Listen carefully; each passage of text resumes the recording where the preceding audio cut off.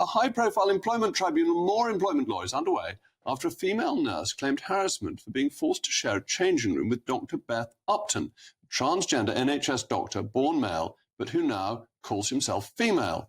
Dr. Upton, who was accused of causing discomfort among colleagues, told the tribunal, "I am biologically female," arguing that terms like biological sex have, quote, "no agreed meaning in science." The doctor also suggests colleagues opposed to trans women in female spaces may hold, quote, "bigoted views." Dr. Upton said it was agreed with a supervisor that the medic would use the female changing room after starting at the hospital in August 2023. The case has sparked debates on balancing respect for gender identity with the protection of women's spaces, as both sides share claims of harassment and trauma. Is the case against Dr. Upton fair? Well, I'm joined now by the co-director of For Women Scotland, Susan Smith.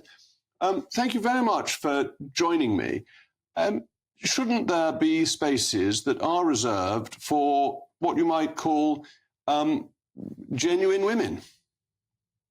Yes, absolutely. And I think the law very clearly says that there should be spaces reserved for women. There's the health and safety regulations at work say that there should be facilities for male and female. And of course, as soon as somebody like this doctor who identifies as the opposite sex goes into those spaces, they immediately become mixed sex spaces. And we actually have some cases that have been going through. We've taken the Scottish Government to court on several occasions. We're awaiting a ruling from the Supreme Court.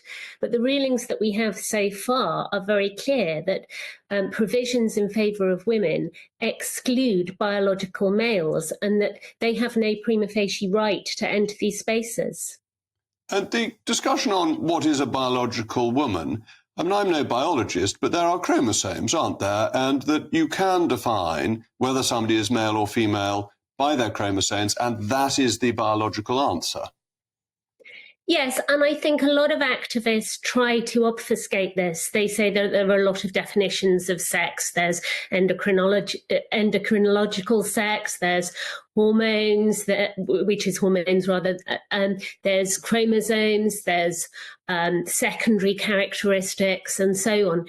But the simple fact of the matter is that in 99.98% of cases, those things all align perfectly, and that if you have XY chromosomes, you are likely to have testosterone and all the other attributes that go with being a male. So it's really nonsensical to pretend that there's any kind of spectrum here, which is what some people try to insist upon. And if it's reasonably clear, therefore, there may be a tiny, tiny number of people for whom special provision should be made, but the vast bulk of people are making a choice if they say they belong to a different sex. They are volunteering to belong to that sex, and it's not necessarily the job of the state to accommodate that if it puts other groups at risk. No, and even in those tiny medical anomalies, it's usually a different development that belongs to one sex or the other. So we do tend to say that those people remain male or female. What this is about is people who have a gender identity which is different to their sex, and they are also protected under law, and it would be possible to provide alternative provisions for someone if they were to ask at work in the NHS. I'm sure they would be able to provide them with alternative changing facilities if they really felt that they were unable to change in front of their colleagues of their own sex. But one thing that's really important to bear in mind, which I think gets lost in this, is that someone like the NHS, you have to take off practically all of your clothes, and you're not allowed to do that before you get into work. You have to do it in your place of work. So it's really important for the dignity and privacy of everyone that they are able to access spaces that are appropriate to them.